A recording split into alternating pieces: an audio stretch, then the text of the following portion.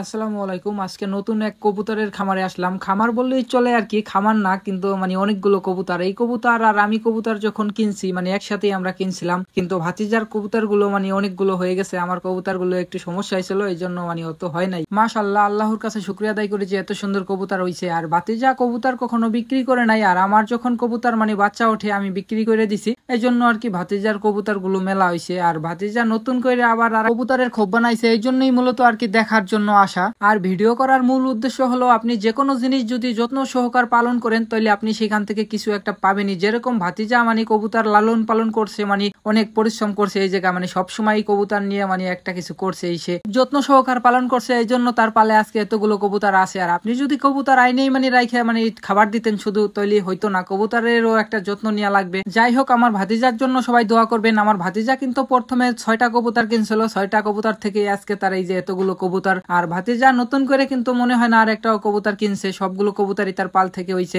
আবার নতুন করে সে একটা খোপ বানাইছে, সেটাও আপনাদের দেখাইলাম। মাশাআল্লাহ, ভাতিজার অনেকগুলো কবুতর হয়ে গেছে। আপনারাও যদি কেউ এরকম যত্ন সহকার যে কোনো জিনিস পালন করেন, ইনশাআল্লাহ আল্লাহ আপনাদেরও একদিন এরকম সফলতা দিবে। যাই হোক, ভাতিজার নতুন খোপটা আমার কাছে খুব ভালোই লাগছে। আজকের ভিডিও আমার এই তোমাতেই শেষ। সবাই ভালো থাকবেন ও সুস্থ থাকবেন। আসসালামু আলাইকুম।